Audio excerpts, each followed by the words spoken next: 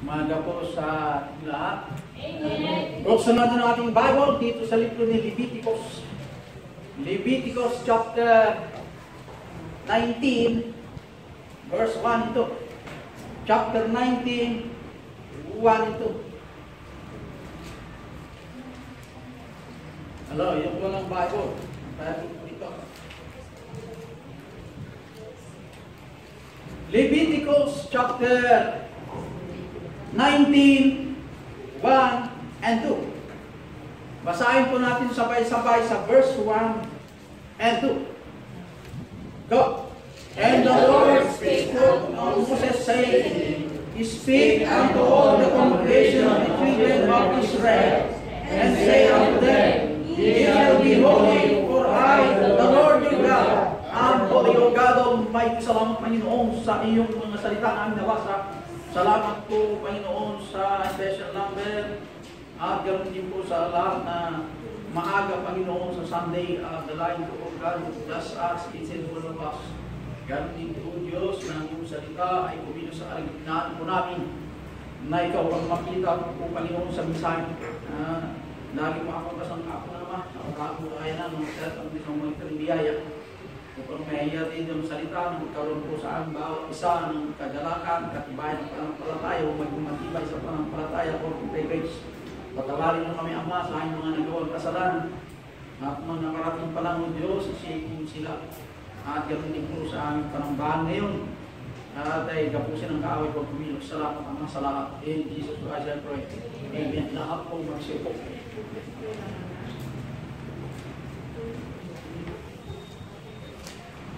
Ano? Aser ba? Pa-aser ba ka? Presider. Ayun yung presider kung may ano pa.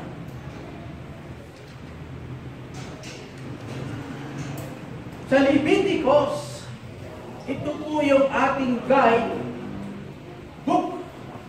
Ito po ang ating guidebook in the Old Testament sa lahat ng mga chosen people ng Israel na ipinapakita kung paano sambahin ng Diyos at paglingkuran sa magitan ng pagsunod sa banal na Diyos.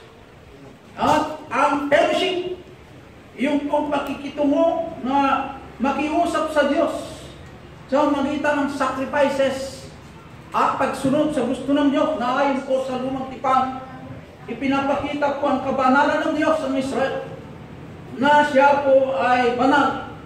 At ang sabi ng Panginoon sa 19 verse 2 ay maliwanag na I, the Lord your God, am the Holy God. Maliwanag po banal na Diyos. Ako ay banal. Ito po ay nakasentro kung paano sambahin at lumakad sa bansa ng Panginoon. Kasi ang Israel ay chosen nation na ito po ang pinili ng Diyos na bansa. Kaya itong libro ng Leviticus nakasentro sa kabanalan ng Diyos kung paano mga unholy people, yung mga unholy, yung mga unsaved, kung paano ito po ay lapitan ng Diyos upang magkaroon ng fellowship hindi sa magitan ng paglapit without connection or without the chosen one of God. Kaya the way how God saved His people is sa magitan po through His blood and sacrifice na ayon po sa lumang tipan. Kaya to walk with God is only through not by works but by obedience unto the Lord. We should consider always you cannot please God without being obedience unto the Lord. Kaya, iyong kabanalan ng Diyos ay pakikipaghiwalay sa lahat ng kadumihan sa lupa. Sa kabanalan ng Diyos ay pakikipaghiwalay sa lahat ng madumi sa lupa. The title of this message, Holiness. Kabanalan ng Diyos sa atin naman po is how to worship or how to practice worship the Lord.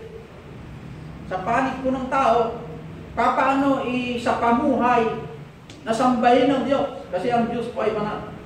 Unang puntos sa 22:18 down to 21. Worship with the best gift. Worship with the best gift.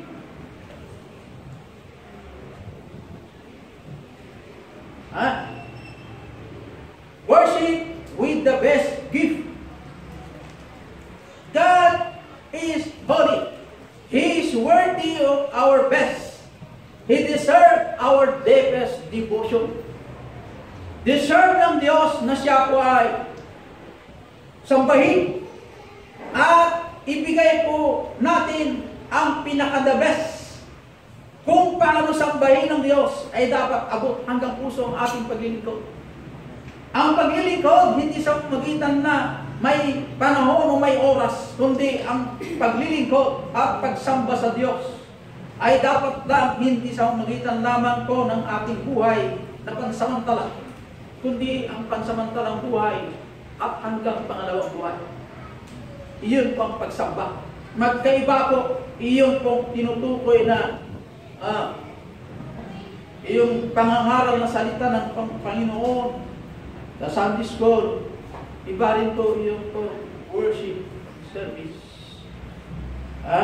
Psalm 19, a worshiper was obligated to bring the best offering unto the Lord. Yung lumang tipan, nagkaroon po sa kanila po yung obligasyon sa magitan ng pagbibigay po the best offering. Ano yung offering po nila? Yung pinakamagandang animal.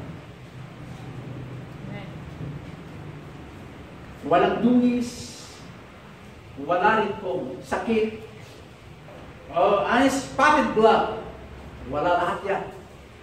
Kailangan malinis. Ibig sabihin, yung pinaka-the best na iyalay po sa Diyos is one of the sign how to worship the Lord. Sa atin bilang mananampalataya, we offer ourselves, na po sa Hebrews, we offer ourselves. Yung kung pagbibigay, pagsamba sa Diyos sa magitan ng sariling ito, ay hindi pa natin nakamtan ang pinaka-standard ng Diyos o yung pinaka-lowest na standard ng Diyos. Dahil po yung pagsamba sa Diyos ay obligasyon po ng bawat mananampalataya na iyalay po ang ating pong sarili sa Diyos na wala pong matitira. Dapat po natin i-worship ang Diyos. Iyon pong pinaka-the best mayroon po sa atin. Pero ang chosen people Israel, they give an offering.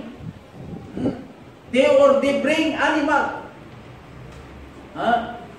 with a defect or deformity sa kanila pong pagbibigay, na ito po ay ginawang disqualification sa harapan ng Diyos sa 22 down to 25. Chapter 22, verse 22 down to 25.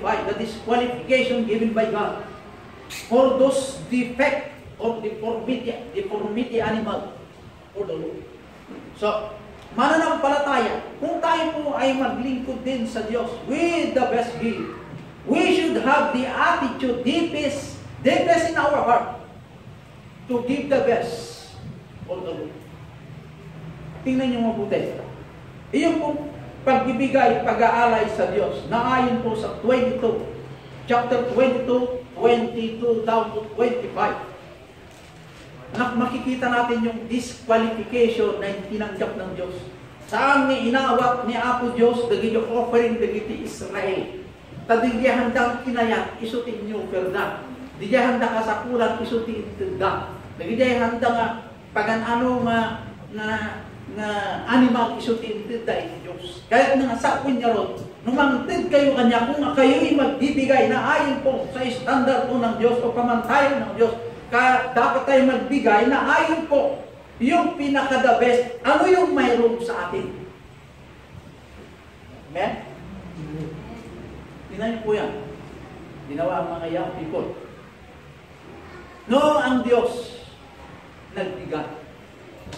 Yung mayroon sa heart niya, yun pagbibigay. Kaya,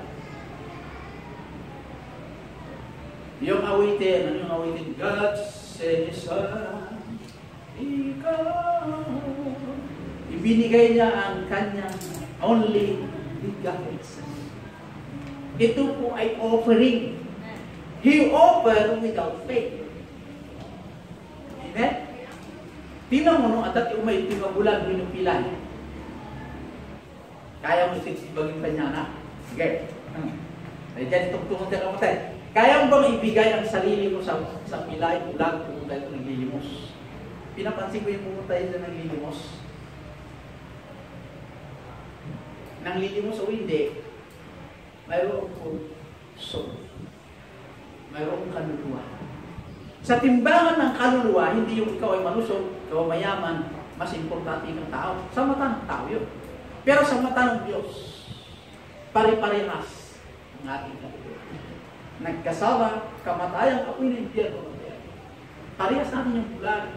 Ano yung itsura niya sa lupa? Ano bang kalagayan sa panlupan? Nabubuhay sa lupa nito. Mayroon pong soul. Pero nakaka-discard, i-entertain yung ganitong itsura ng tao. Pumunta dito, ano pakinabang mo sa tao dito? Pilay, bulan. Walang trabaho. Financially, wala kang pakinabang. Physically, walang may tutulong. Di ba gano'n? Pero nung nagbigay ng Diyos, ang pinaka-the best na regalo sa Kanya, yung pa kanyang buhay ng kanyang anak. Yun ang nature ng Diyos na hindi natin kayang abutin ang pinaka-lowest na standard ng Diyos. Tayo naman ay wala naman. Hindi naman tayo kailangan ng Diyos. Ang Diyos naman, ang tingin niya sa atin, nagkakasala araw-araw. Ang tingin ng Diyos sa atin, lahat mga tayo madumi. We deserve not to be saved. Dapat talikuran tayo ng Diyos. Pero nung nagbigay ng regalo, yung pa namang nasa puso niya, yung pinakamamahal. Pinakamamahal niya, hindi naman animal ay binigay, hindi naman kanyang anghel, hindi naman siya Anghel Gabriel na pinakamalakas sa taas na assistant. Mahal niya yung kaya. Ang the best na binigay ng Diyos Ama sa atin, daw ibigay. Amen? Kaya, itong only begotten Son, na ibinigay ng Diyos para iparating sa mga tao, na ito pong ibinigay na offer, walang sakit. Wala rin matagpuan na kasalanan mayroon sa tao ito. Wala rin pong matagpuan na ito po'y disobedient siya.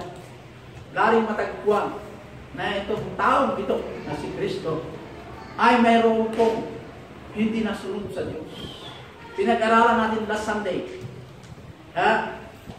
O last Sabbath ay pumarito para gawin ang kalooban niya. Kahit kamatayan, inarap. Just to obey His Father. Kaya, bilang mananampalataya na anak ng Diyos, worship with the best gift.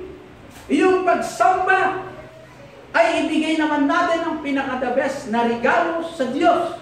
Una, ang ating buhay. Kung ang ating buhay hindi mo ipinigay, I doubt na ibigay mo rin yung pinagtaguran mo sa araw-araw sa Diyos.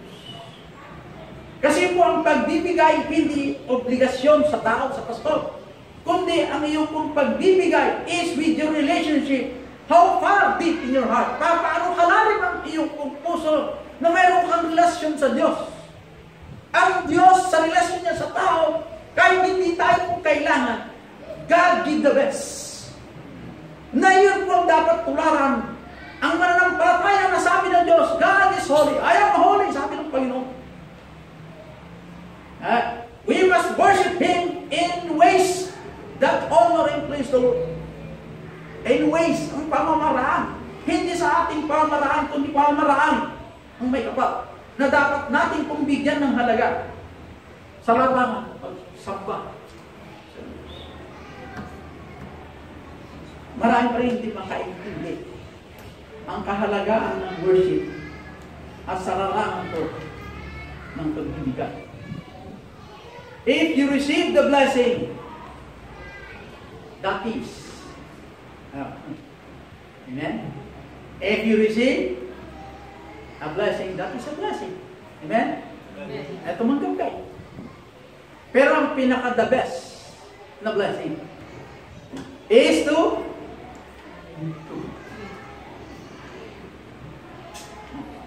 tumanggap ka, that is a blessing. Ang pinaka-the best na blessing,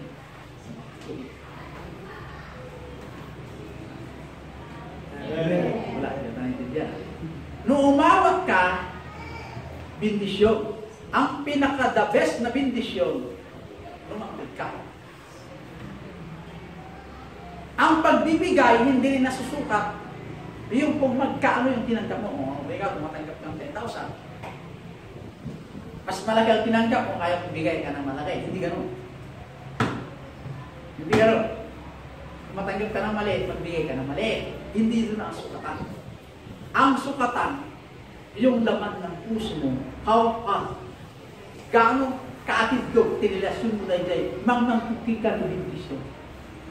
No offering ti pagtutungtungan, di balo ng sampon, di bukas, di balo, awan ti asawa na, hang tumawag lang tibyan na, bigyan niya, mabiru ka ng taon daw, sutkan na, idinangted, patikin ng pati pagkakan na ti daw, intin na. Nakita ti Diyos, awan na bakit? God bless this woman. Bakit? Matindi di jay, pamati na. Tahan nga pananggap niya ang Diyos, no, surutin niyo tibag baga, no, tumpalin niyo tibag baga. If you only obey my words, I will bless you. Sige, pera yung nung 100, gatang mo may tikan mo, ito the best. According to your heart. Kayang palitan ng Diyos ng sandito. Ang sukatan dito ay panahaya. Believe in God, believe also, and we say, oh, kung manampalataya kayo sa Diyos, manampalataya kayo rin sa akin. Sabi ni Kristo, o manampalataya sa akin, manampalataya kayo sa Ama. Kaya itong sinasabi ang may kapal sa atin ng Diyos. Worship with the best gift should be our attitude because God is holy. The holiness of God, ipinapakita sa atin ang kanyang kabanalan kung paano naman tayo in heart to worship the Lord according to His own ways and honor, according to His own grace. Dahil itong katawang ito is just a matter, a transient of the blessing for us to worship the Lord. Kaya hindi mo pwedeng, pag mayroon ka ng sakit, saka umawit ng magandang divine song o divine singing. Hindi mo pwede yan. Yung naputo ng kamay, may diferensya tayo sa kang maglingkod sa Diyos. Hindi po ganun ang basihan sa paglingkod. It should be magandang kalagayan, magandang panahon. Anong pong mangyari sa atin kung nasa ospital ka, mayroon tayo sakit? We still worship the Lord kung saan ka. Hindi lang po kasi pa, inisip ka. Pwede ka mo sa hospital mo, aawit para sa maino. Ibig sabihin, maraming klaseng pag-aawit sa Diyos. May umaawit na hindi naririnig. Baka sabi nyo, umaawit ko rin simbahan na, ay hospital. Hallelujah, thine the glory. Ito, sabi nyo mga tao, may ganito. Yung pag-aawit, maraming paraan. Umaawit ka sa heart, in mind, narinig ang kasama. Ang importante yan, ang Diyos nakita niya ang laman ng puso mo na gusto mong awitan ng Diyos kasi kahit hindi ka makapunta sa church, kahit saan ka, yung maawit ka para sa Panginoon. Alam mo ng Diyos ka. Ayan po mga kapatid. Kaya, worship with the best gift. Kung hindi pa natin naintindihan ang regalo, huwag tayo pong magbigay. Sayang lang ang binibigay mo kapatid. Pero kung naintindihan mo, ang timbangan ay sa puso, sinasabi ko sa inyo. Ang puso, sa panig ng Diyos, your faith, ikaw at sa Diyos. Ang Diyos naman at sa atin, binigyan po tayo ng good example. He offered His Son. Maganda sana kung yung regalo natin, ang regalo mo yung punta ka dito, ibigyan mo yung regalo. Panginoon, ito po ang ating regalo. Yung regalo mo, tapos inibarsak yung life. Masakit ang puso mo. Kapag ganyan, Pastor, barsak ng ito ni regalo mga 50, barsak ang diwa. Kanya marik na. Yeah. Nga. Masakit ang loob, hindi ka na magpakita ito. Pero may binigay ng Diyos ang kanyang regalo sa lupa. Hindi lang pinagtarad, ginanong ka, ginanong ko dapat. Pero tinigalo niya ako, sinaksak na ba yan? Nagtara yung regalo, kung marigalo, Pastor. At that ni Jesus Christ, kastada. Sinaksak na to, sinaksak na ba dyan?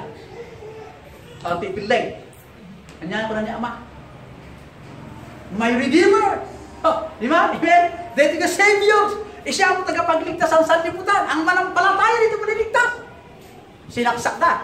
Sa pipilay. Itapon na jirwan. Eh, ano rin kang may si kang Ama? Sige ba? Ganyan po ang kalagayan ng Ama sa atin. Nung binigay niya ang kanyang bugtong na anak, ang ginawa ng tao, hindi na welcome yung anak. Bata pa lang eh. Heroes, sumpatay.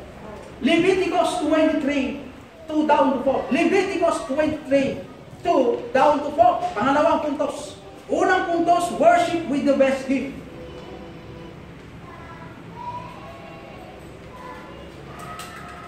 Worship at the appointed times. Pangalawang puntos.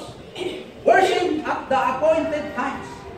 A genuine worshippers of God is always listen when God's word will be preached. Ay yung mga totoong sumasamba sa Diyos, lagi nakikinig sa salita ng Diyos. Hindi lang pwedeng sumasamba ka sa Diyos, hindi ka marunong makinig sa mensahe ng Biblia o ang Scriptures. Ang mga anak ng Diyos na sumasamba, natuto silang makinig ang mensahe ng banal na kasulatan. Meron bang sumasamba sa Diyos na hindi nakikinig? A genuine worshiper of God always listen when God's word preach. Amen. Meron ba yung hindi nakikinig? Ha? Kaya nga tayo bilang mananampalataya ng Diyos, pag nakinig tayo po ng mensahe, hindi pwede lumawas dyan. Kailangan pumasok sa puso. Isa pamuhay yung katuruan ng banal na kasulatan. Upang tayo po yung pagpalain ng Diyos. I hope and I believe that all of us want to be blessed. Lahat po tayo gusto mabindisyonan ng Panginoon sa pamagitan ng pagsamba sa living God. Pero ang problema sa atin, we don't obey His word. Hindi po tayo katulad po yung mga Israel, a chosen nation, na ayaw po nilang gawin ang pinagagawa ng Diyos. Pero nakikinig po sila. The subject of God's instruction involve appointment of times or the established time of worshiping according to God's ways, how to worship the Lord. Ang pagsasamba at pagpupuri sa Diyos is not in our own ways. It should be by God's ways to worship the Lord according to His times. Ang relo, ang orasan, at ang araw, hawak ng Diyos. Hindi yan ang sinusunod ng Diyos. Kailangan bilis ang pangalawas ng preaching ko. Hindi gano'n. Ang Diyos. Yung relo, masunurin sa Diyos. Ang araw, masunurin sa Diyos. Pag sinabi ng Diyos, steady ka araw. Huwag ka muna bumabit. Pwede. Kasi siya ang lumika ng araw. Ayan. God has called it of us to meet regularly with Him. Gusto ng Diyos na magkaroon tayo ng appointment to the Lord regularly sa magitan ng panalangin, sa magitan ng pagbabasa ng banal na kasulatan. Meet regularly. Tingnan nyo. Yung business natin, yung palengke, mayroon silang business. Natutuwa ako yung matagapalengke, maaga sila. Bakit? Negosyo yun. Yung nag-opisina, maaga sila. Kasi doon sila nabubuhay din eh. Mga military. O, 8 o'clock, $800. Kailan nandito ka lieutenant? Yes, sir.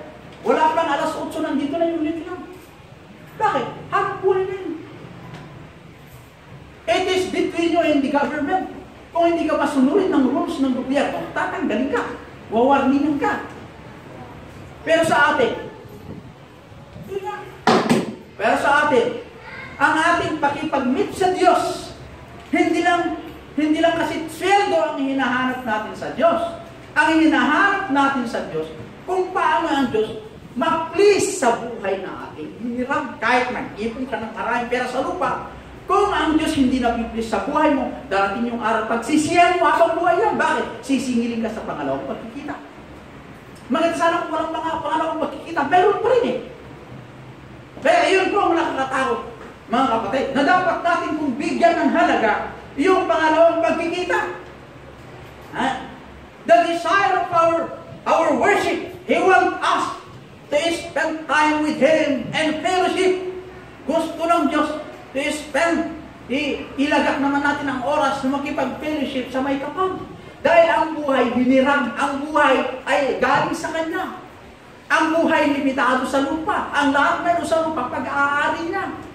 Sino ba ang alam natin pinakamayaman sa buong mundo? Hindi ba yung lumikha sa lupa? Langit. Na hindi natin, ayaw natin ka-fellowship, ayaw natin kausapin, ayaw natin yung gusto niya. We walk in our own ways and God will chastise us because we are the children of God. Hello? Ayaw worship at the appointed time. Members, I challenge you. Huwag yung kakalimutan at forsake the assembling of ourselves together sa Hebrews 10:25. Huwag natin kakalimutan yung ating pagsasamba. To meet together in the church. To meet, magkita-kita, togetherness in the church. Para ano? Para sa pastor, hindi po. Para purihin, para sambahin, para makinig po ng mensahe ng banal na kasulatan. The Holy Bible. Ang Amerika, hindi nyo ba alam ang Amerika? Nawawala sa kanila yung King James Version. Noon, very eager sila, the King James 1611 version. Ngayon, nahaluan na po yung mga Bible, hindi ng King James. Ang reason, malalim daw ang King James. Ang tandaan natin, ang Holy Bible, the author is the Holy Spirit. Pag gusto mong unawain ang sinasabi ng Biblia, kausapin ng Ama. Sa magitan ni Kristo, to the power of the Holy Spirit. Hindi mo i-interpret mo sa sarili mo ang pagkaintindi na ayon po sa yung secular na nakaptan. Hindi ganun po ang pagkaintindi ng Bible. Grade 1 ka man, grade 4 ka man. Pwede mo maintindihan ang salita ng Diyos sa magitan ng intervention of the Holy Spirit. Kung ang ating puso is spotted by God, nasa ang matuwid tayo paglahat. Hello? Are you with me? Amen. Hindi ba siya po yun? Mag-aaral ako ng high school college para maintindihan ko, hindi gano'n. Maganda yung may mag-aaral. Walang problema dyan. Pero kung gagamitin mo yun po ang parang para maintindihan mo ba na nakasulatan, hindi gano'n. Wala sinasabi ng Bible na masama mag-aaral ng mga college. Maganda mag-aaral kasi nakakatulong sa atin. Pero ang gusto lang ng Bible sabihin, huwag yun po ang basihan para maintindihan mo ang salita ng Diyos. Bakit si Moses? Magaling naman si Moses Bakit magaling? Naturuan ko ng tradition and custom tradition of Egyptian, mga Egyptian. Tinuruan ni Paraon, mayroon siyang mga taga-tutor, taga-pagbigay ng wisdom, ano ba yung mga culture at tradition ng Egypt. Na ituro kay Moses yan kasi si Moses ang susunod na hari pagkatapos mamatay si Paraon. Pagdating sa harapan ng Diyos, bobo naman. Bakit? Iba kasi natutuan si Moses. Ganyan yan. Tinanggal ni Moses ang karunungan ay tinuro sa kanya at nagiging blanco ang kanya isip at puso. Pinalitan ng Diyos ang wisdom ng Diyos. Na sa mata ng mga tao, magnan si Moses, pinili pa rin ang kamakmaka.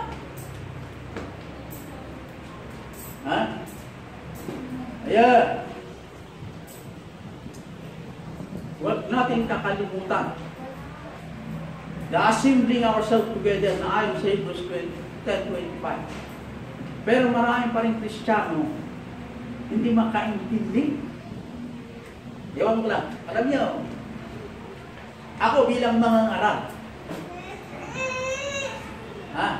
Hello, dito ang tingin. Marami pong hindi makaintindi.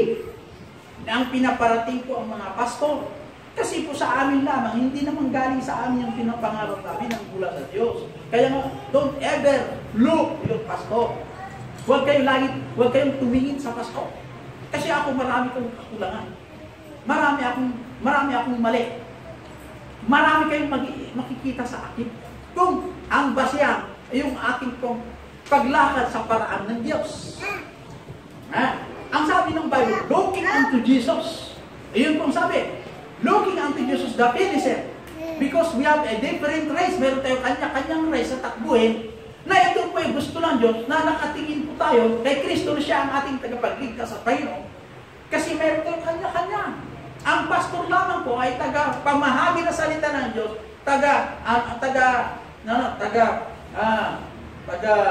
pagtanggol ng mga tupa at taga-alaga ng mga tupa.